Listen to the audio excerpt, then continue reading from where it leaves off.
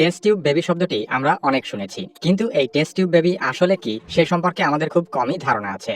হাস্যকর হলেও সত্য যে আমরা অনেকেই হয়তো মনে করি টেস্ট টিউব বেবি হয়তো গবেষণাগারে টেস্ট টিউবের মধ্যে জন্মগ্রহণ করে, কিন্তু বিষয়টি মোটেও সেরকম নয়। টেস্ট টিউব বেবি প্রযুক্তির আসল নাম ইনভিট্রো ফার্টিলাইজেশন, যা আইভিএফ নামে পরিচিত। 1978 সালে সফল আইভিএফ এর মাধ্যমে পৃথিবীর প্রথম টেস্ট টিউব বেবি জন্মগ্রহণ করেছিল। এই পদ্ধতির আবিষ্কার চিকিৎসা বিজ্ঞানের একটি বিশাল অগ্রগতি হিসেবে বিবেচিত হয়, যা মানুষের বন্ধ্যাত্বের সমস্যার বৈপ্লবিক সমাধান নিয়ে এসেছে। টেস্ট টিউব বেবি আসলে কি এবং এই পদ্ধতি কিভাবে কাজ করে সে সম্পর্কে আলোচনা করা হবে।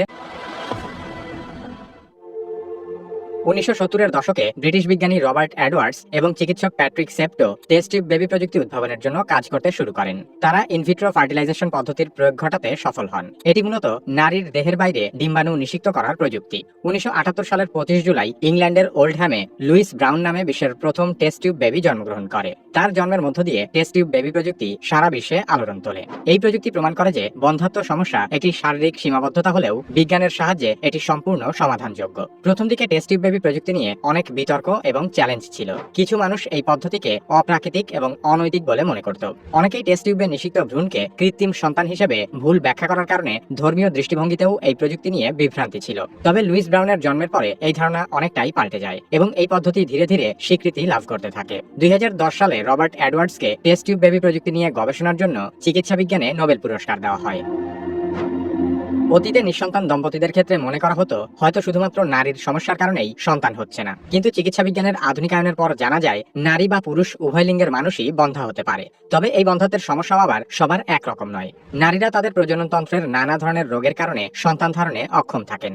তবে মোটা দাগে এই সমস্যাগুলোকে দুটি ভাগে ভাগ করা যায়। এক ধরনের নারীরা কখনোই গর্ভধারণ করেনি এবং অন্যরা অতীতে সন্তান ধারণ করেছেন কিন্তু নতুন করে গর্ভধারণের সমস্যা হচ্ছে। প্রথম ধরনের সমস্যা হলো নারীর ফেলোপিয়ান টিউবের ব্লক বা জরায়ুর গঠনগত সমস্যায় ডিম্বাণু না ফোটার কারণে নারী কখনো গর্ভধারণ করতে পারে না। এবং দ্বিতীয় ধরনটি হলো একজন নারী একবার গর্ভধারণ করেছেন বা সন্তান জন্ম দিয়েছেন কিন্তু তার পরবর্তীতে গর্ভধারণের সমস্যা হচ্ছে। অনেক সময় জরায়ু বা ডিম্বাশয়ের জটিলতা, হরমোনের ভারসাম্যহীনতা কিংবা বয়স বৃদ্ধির কারণে এ ধরনের সমস্যা হতে পারে। এসব সমস্যার অধিকাংশই উন্নত চিকিৎসার মাধ্যমে সমাধান করা সম্ভব। অন্যদিকে পুরুষদের মূলত তিন ধরনের বন্ধ্যাত্ব দেখা যায়। কোনো পুরুষের শুক্রাণু কম থাকে, কারো শুক্রাণু বেশ দুর্বল হয় অথবা কারো শুক্রাণু একেবারেই থাকে না। প্রথম দুই ক্ষেত্রে চিকিৎসার মাধ্যমে টেস্ট টিউব বেবির সাহায্যে সন্তান লাভ করা সম্ভব, কিন্তু কারো শুক্রাণু একেবারেই না থাকলে তখন কোনো একজন দাতার কাছ থেকে শুক্রাণু গ্রহণ করতে হয়। এই ক্ষেত্রে বংশগতির ক্রমধারা রক্ষা করা যায় না, কারণ এই পদ্ধতিতে জন্মানো সন্তানের বায়োলজিক্যাল ফাদার বা জৈবিক পিতা হবেন শুক্রাণু দানকারী ব্যক্তি। কিন্তু এই বিষয়টি বাংলাদেশের সামাজিক প্রেক্ষাপটে গ্রহণযোগ্য নয়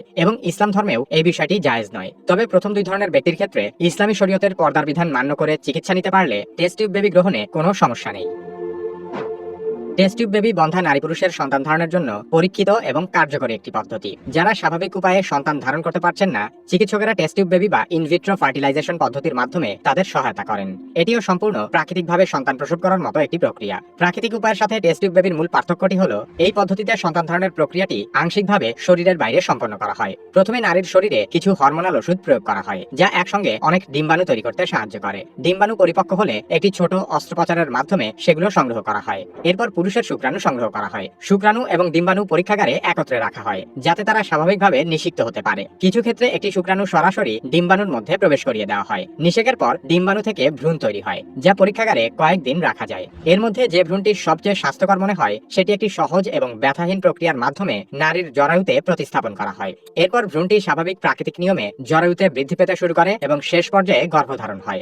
গর্ভধারণ সফল হয়েছে কিনা তা নিশ্চিত করতে ভ্রূণ প্রতিস্থাপনের 10 থেকে 14 দিন পর রক্ত পরীক্ষা করা হয়। যদি ভ্রূণ জরায়ুতে সঠিকভাবে স্থাপন হয়ে যায় তবে স্বাভাবিক গর্ভধারণের মতোই প্রক্রিয়াটি এগিয়ে চলে। তার মানে টেস্ট টিউব বেবি পদ্ধতিতেও একটি শিশু তার মায়ের পেটেই বেড়ে ওঠে। শুধুমাত্র পিতামাতার শুক্রাণু এবং ডিম্বাণু নিষিক্ত করার কাজটি ঘটে টেস্ট টিউবের মাধ্যমে। সাধারণত বন্ধ দম্পতি প্রাকৃতিকভাবে তাদের শুক্রাণু এবং ডিম্বাণুর নিষেক প্রক্রিয়া ঘটাতে পারে না। সে কারণে বিশেষজ্ঞ চিকিৎসকেরা পরীক্ষাগারে টেস্ট টিউবের মধ্যে সেই কাজটি করে দেন। কিন্তু পরবর্তীতে একটি টেস্ট টিউব বেবিও 8-10টি স্বাভাবিক শিশুর মতো মায়ের গর্ভেই বেড়ে ওঠে। সে কারণে প্রাকৃতিকভাবে যারা সন্তান ধারণে অক্ষম তাদের জন্য টেস্ট টিউব বেবি প্রযুক্তি আশীর্বাদ হিসেবে ধরা দিয়েছে।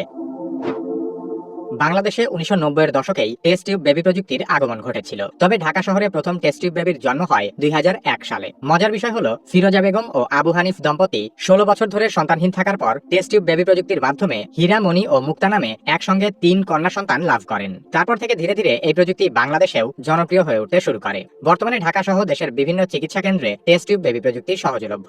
দীর্ঘদিন ধরে টেস্ট টিউব বেবি প্রযুক্তি শুধুমাত্র বেসরকারি প্রতিষ্ঠানে সীমাবদ্ধ ছিল। তবে 2023 সালে ঢাকা মেডিকেল কলেজ হাসপাতাল এবং বাংলাদেশ মেডিকেল বিশ্ববিদ্যালয়ে প্রথমবারের মতো সরকারি ব্যবস্থাপনায় টেস্ট টিউব বেবির জন্ম হয়। টেস্ট টিউব বেবি প্রযুক্তি এখনো অনেকের জন্য ব্যয়বহুল। বেসরকারি প্রতিষ্ঠানে এই চিকিৎসার খরচ প্রায় 3 থেকে 5 লাখ টাকা পর্যন্ত হতে পারে। তবে সরকারি হাসপাতালগুলোতে এই প্রযুক্তির সেবা চালু হওয়ায় নিম্ন আয়ের দম্পতিরাও এখন এই সুবিধা গ্রহণ করতে পারছেন। টেস্ট টিউব বেবি প্রযুক্তি চিকিৎসা বিজ্ঞানের এক অনন্য দৃষ্টান্ত। এটি বন্ধ্যাত্ব সমস্যায় ভোগা দম্পতিদের জন্য নতুন আশা তৈরি করেছে। প্রযুক্তির উন্নয়নের মাধ্যমে এই পদ্ধতি বন্ধ্যাত্বকেও একটি সাধারণ রোগের মতো চিকিৎসা করে সারিয়ে তুলছে, যা নিঃসন্তান দম্পতিদের মুখে হাসি ফুটিয়ে তাদের জীবনকে আরো আনন্দময় করে তুলেছে। চিকিৎসা বিজ্ঞানের অগ্রগতি আমাদের জন্য যেমন আশীর্বাদ নিয়ে এসেছে, এর বিপরীতে কিছু কিছু ক্ষেত্রে চিকিৎসা বিজ্ঞানের অপব্যবহারের ফলে তা আমাদের জন্য অভিশাপ হয়ে দাঁড়িয়েছে। তেমনই একটি সমস্যা হলো অ্যান্টিবায়োটিক রেজিস্ট্যান্স। অতিরিক্ত অ্যান্টিবায়োটিক ব্যবহারের ফলে অ্যান্টিবায়োটিক রেজিস্ট্যান্স কিভাবে একটি নীরব মহামারীর আকার ধারণ করেছে সে সম্পর্কে জানতে চাইলে